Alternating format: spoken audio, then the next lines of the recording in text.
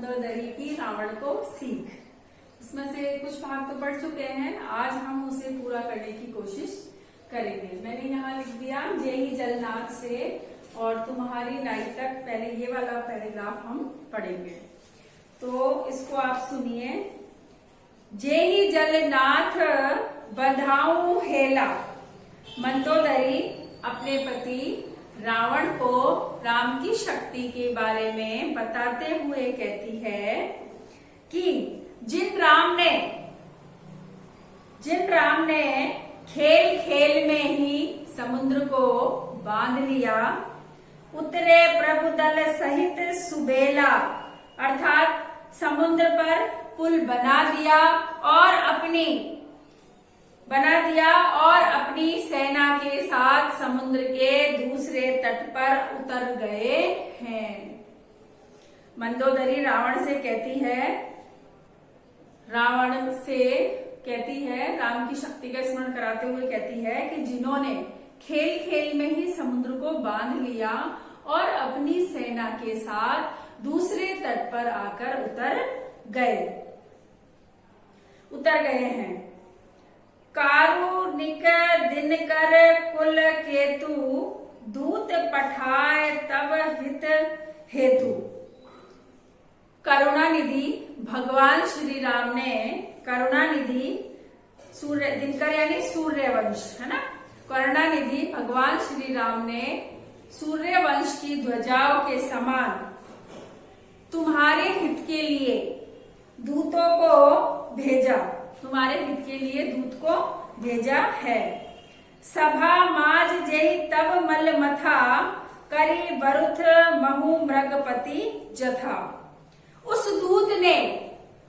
दूत ने आपके बल को भरी सभा में उस प्रकार मथ दिया जिस प्रकार सिंह आता है और हाथियों के झुंड को तितर बितर कर देता है। अंगद हनुमत अनुचर जाके, और अंगद ने भी आपका बहुत अपमान किया था। रणबाकुरे वीर अति बाके, यानी अंगद और हनुमान जैसे जिसके सेवक हैं जो अत्यधिक वीर और कुशल हैं। ते ही कहे पिए पुनि पुनि नर कहूं, और हे पतिदेव आप उन्हें बार बार साधारण मनुष्य कह रहे हैं। मुधा मान ममता मुद वह हूं, व्यर्थ में ही तुम अभिमान मोह एव घमंड कर रहे हो। व्यर्थ में ही, बेकार में ही तुम अभिमान मोह और घमंड कर रहे हो। ऐहत कंत कृत राम विरोधा, काल विवश मन उपज ने बोधा। तुमने काल के वश में होकर के राम का विरोध किया है और अभी भी तुम्हारे मन में जो ज्ञान की बुद्धि है वह उत्पन्न नहीं हुई है। काल दंड गही काउ न मारा, आज तक काल ने अपने हाथ में शस्त्र नहीं लेकर किसी को नहीं मारा, बल्कि हरे धर्म बल बुद्धि विचारा। बल्कि वह क्या करता है, काल क्या करता है, धर्म बल और बुद्धि और विचारों को हर लेता है। काल ने आज तक किसी को शस्त्र लेकर के नहीं मारा, लेकिन जब काल आता है तो वह बल बुद्धि और विचारों को हर लेता है। निकट काल जय आवत साई, के हे मेरे पतिदेव जिसके भी काल निकट आता है, तेई भ्रम होई तुम्हारी नाई, उसकी बुद्धि तुम्हारी तरह ही भ्रमित हो जाती है। दुई सुत मरे देवपुर अजय पूर पिय देहूं। आगे मंदोदरी कहती है कि आपके दो पुत्र मारे गए एवं आपकी लंका भी जल गई। अब तो जो झूठा अभिमान है उसको त्याग दो, उसको छोड़ दो। जो झूठा अभिमान है उसको त्याग दो। कृपा सिंधु रघुनाथ भजी नाथ विमल जस लेहूं। कृपा करने वाले भगवान श्री राम का भजन कर ले और इस संसार में अपने यश को प्राप्त कर ले। इसी से तुम्हारा यश फैलेगा और तुम्हें यश की प्राप्ति होगी। दोबारा सुनो, मंदोदरी आगे रावण से कहती है कि दुई सुत मरे देव, कि तुम्हारे दोनों पुत्र मारे गए, पुर अजय पुर प्रिय देव, और जो तुम्हारी लंका नगरी थी वह जल गई। कृपा सिंधु रघुनाथ, कृपा सिंधु रघुनाथ अर्थात कृपा निधि, कृपा करने वाले श्री राम का भजन कर ले। हे नाथ, हे मेरे पतिदेव, हे स्वामी, उनका भजन कर लो, जिससे कि तुम्हारा यश चारों तरफ फैल जाएगा और ये तुम्हें, अगर उनकी भक्ति कर लोगे तो तुम्हें यश की प्राप्ति होगी। ठीक है, यहाँ तक ये हो गया पूरा। अब अगला पढ़ते हैं, तब बलनाथ। अब इसमें क्या होता है कि रावण मंदोदरी की सीख तो मानता नहीं है, उसका कहना तो मानता नहीं है, और वह राम से युद्ध करता है और वह उसमें पराजित होता है। पराजित मतलब वीर गति को प्राप्त हो जाता है। अब जब मंदोदरी समाचार सुनती है कि रावण नहीं रहे, उसने बहुत प्रयास करे रावण को समझाने का कि भाई राम है जो कोई साधारण मनुष्य नहीं है, लेकिन रावण ने उसकी एक भी नहीं सुनी, क्योंकि पुरुष अपने पौरुष के बल पर स्त्री की बातों को कम ही सुनता है। और समय समय पर मंदोदरी जैसी कई नारियां हुई है जिन्होंने अपने पतियों को काल से बचाना चाहा, लेकिन काल को तो कुछ और ही मंजूर होता है, लेकिन वह उनकी सीख नहीं मानते हैं अपने झूठे घमंड के चक्कर में। तो जब राम से रावण का युद्ध होता है और रावण जब गति को प्राप्त होता है, तब मंदोदरी अपने महलों में ये समाचार सुनती है कि रावण नहीं रहा, तो वह दौड़ करके आती है और उसके सबके पास बैठ करके विलाप करती है। देखो क्या कहती है, तब बलनाथ डोल नित धरनी, धरनी यानी धरती, डोल यानी कांपती थी, है ना। मंदोदरी अपने पति रावण के मस्त शरीर के पास बैठ करके विलाप करती हुई कहती है, हे नाथ, तुम्हारे बल से तो ये धरती कांपती थी। तेजहीन पावक शशि तरनी, और तुम्हारे तेज के सामने तो सूर्य और चंद्रमा भी तेजहीन थे। तुम्हारे तेज के कारण तो सूर्य और चंद्रमा भी तेजहीन थे। शेष कमट सही सकही न भारा, और तुम्हारे तेज के सामने देखो, वरुण कुबेर इंद्र एवं वायु युद्ध की रणभूमि में तुम्हारे सामने धैर्य को खो देते थे। वरुण, कुबेर और इंद्र और वायु भी रण सम्मुख धरी कहूं न धीरा, तुम्हारे सामने धैर्य को खो देते थे। दोबारा सुनो कि हे नाथ, जब तुम चलते थे तो ये धरती कांपती थी और तुम्हारे तेज के आगे सूर्य, चंद्रमा और अग्नि का तेज भी तेजहीन था। वरुण, कुबेर, सुरेश यानी इंद्र और वायु भी तुम्हारे सामने युद्ध में धैर्य को खो देते थे। भुजबल तिजऊ काल जमसाई, भुजबल आज परेऊ अनाथ की नाही, तुमने अपने भुजाओं के बल पर, तुमने अपने भुजाओं के बल पर इस भूमि को प्राप्त किया, परंतु आज तुम अनाथों की भांति इस पृथ्वी पर पड़े हुए हो। जगत विदित तुम्हारी प्रभुताई, तुम अपनी प्रभुता के कारण संसार में प्रसिद्ध थे। सुत परिजन बल वर्णि न जाई, तुम्हारे परिजनों के बल का भी वर्णन नहीं किया जा सकता।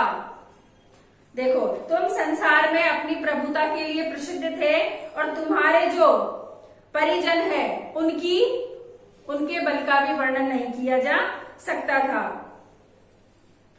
राम विमुख उस हाल तुम्हारा, परंतु राम से विमुख होने के कारण तुम्हारा ये हाल हुआ है, तुम्हारी ये दशा हुई है। रहा न कुल कोई रोवन हारा, अब तुम्हारे कुल में तुम्हें रोने वाला भी कोई नहीं बचा है। यह सब राम से विरोध करने के कारण हुआ है। तब बस विधि प्रपंच सब ना था। हे प्राणनाथ, पहले विधाता के 5 तत्व तुम्हारे वश में थे। समय दिश पे नित नावई माथा, और सभी दिशाओं के रक्षक या लोकपाल भयभीत होकर तुम्हारे सामने मस्तक झुकाते थे। दोबारा सुन लो इस लाइन को कि हे प्राणनाथ, पहले विधाता के 5 तत्व यानी अग्नि, जल, वायु, आकाश, ये तुम्हारे क्या थे? तुम्हारे वश में थे।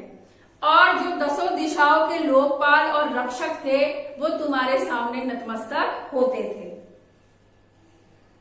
अब तब सिर भुज जम्बुक खाई, अब तुम्हारे सिर एवं भुजाओं को गीदड़ खा रहे हैं। राम विमुख ये अनुचित नाही, राम से मुख फेर लेने के कारण ही, राम से विरोध करने के कारण ही यह अनुचित हुआ है। काल विवश पति कहा न माना, हे पतिदेव, तुमने काल के वश में होकर के मेरी बात को नहीं माना। अब जगन्नाथ मनुज कर जाना, और तुमने संसार के स्वामी को साधारण मनुष्य माना, अर्थात श्री राम को तुमने साधारण मनुष्य माना। जान्यो मनुज करी दनुज, कानन दहन पावक हरि स्वयं। तुमने संसार के स्वामी को साधारण मनुष्य माना। आपने दैत्य रूपी वन को जलाकर राख करने वाली अग्नि के समान आपने दैत्य रूपी, देखो जानो दनुज कानन यानी दैत्य रूपी वन को जलाकर राख करने वाले राम को एक साधारण मनुष्य समझा। जे ही नमत शिव ब्रह्मादि सुर पिए भजऊ नहीं करुणा में, जिन्हें शिव ब्रह्मा आदि देवता सिर झुका करके प्रणाम करते हैं, तुमने ऐसे करुणामय भगवान श्री राम का भजन नहीं किया, अर्थात ध्यान नहीं लगाया।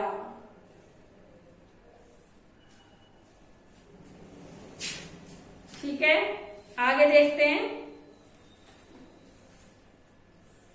अहे नाथ रघुनाथ सम कृपान सिंधु नहीं आन, जोगी वृंद दुर्लभ गति तो ही दीन भगवान। देखो मंदोदरी इसमें कहती है अत्यंत कठिनाई से प्राप्त होने वाली, लेकिन भगवान श्री राम ने तुम पर कृपा की। अत्यंत कठिनाई से प्राप्त होने वाली गति तुम्हें प्रदान की है, अर्थात भगवान श्री राम के हाथों से रावण मारे गए तो कह रही है अह नाथ रघुनाथ सम कृपा निंदु नहीं आन, जोगी वृंद दुर्लभ गति ते ही दीन भगवान। मंदोदरी आगे रावण से कहती है, रावण के मनुष्य शरीर के पास विलाप करती हुई कहती है कि हे नाथ, हे मेरे पति भगवान श्री राम ने कृपा सिंधु भगवान श्री राम ने तुम्हें ऐसी मृत्यु अर्थात ऐसी अवस्था दी है जो जोगी अर्थात बड़े बड़े मुनियों को भी दुर्लभ नहीं होती है, अर्थात भगवान ने तुम्हें ऐसी गति प्रदान की है यानी मोक्ष प्रदान किया है। भगवान के हाथ मारे गए हैं तो क्या मिल गया? मोक्ष मिल गया, यानी भगवान के हाथ मारे जाने का सौभाग्य तुम्हें प्राप्त हुआ है।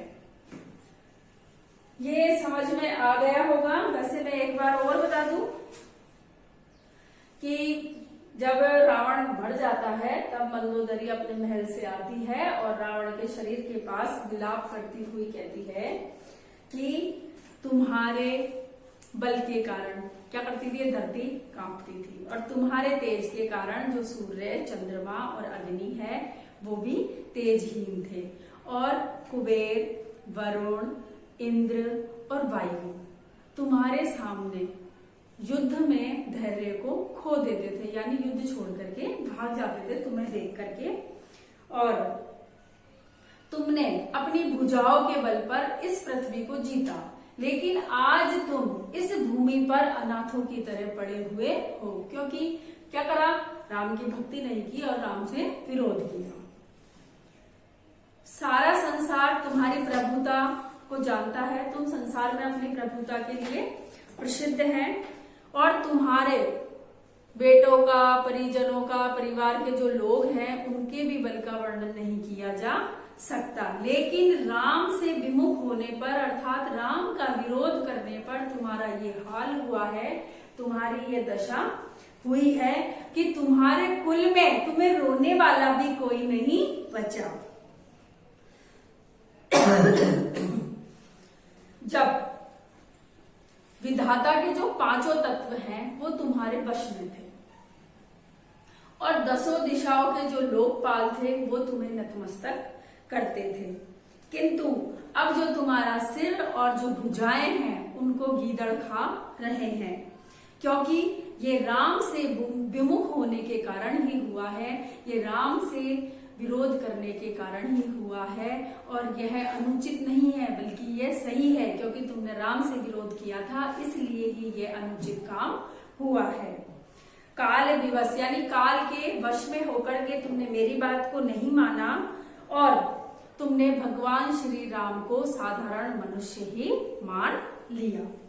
तुमने साधारण मनुष्य मान लिया, भगवान श्री राम को जो दैत्य रूपी जंगल में आग लगाकर राग करने वाले हैं, जिनको शिव और ब्रह्मा और अन्य देवता भी क्या करते हैं, प्रणाम करते हैं, लेकिन तुमने तो क्या करा, उनको साधारण मनुष्य ही समझ लिया। लेकिन फिर भी भगवान श्री राम ने तुम पर कृपा की और तुम्हें ऐसी गति प्रदान की जो अत्यंत दुर्लभ है, ऐसी अवस्था तुम्हें भगवान श्री राम ने दे दी।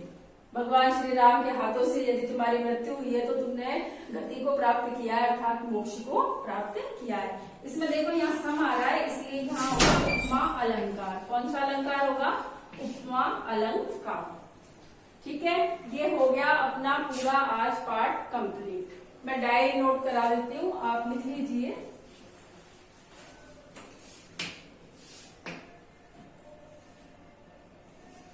लिखो, जो बोर्ड पे समझाया गया है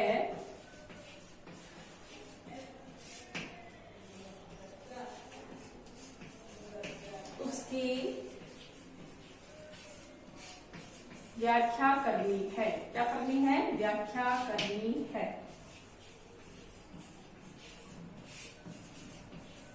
ये आज का आपका होमवर्क है। काम साथ के साथ करते चलिए और याद भी करते चलिए। ठीक है, आज ये पार्ट हुआ कंप्लीट। इसका जो होमवर्क होगा वो आपको PDF के रूप में प्राप्त हो जाएगा। आज के लिए बस इतना ही।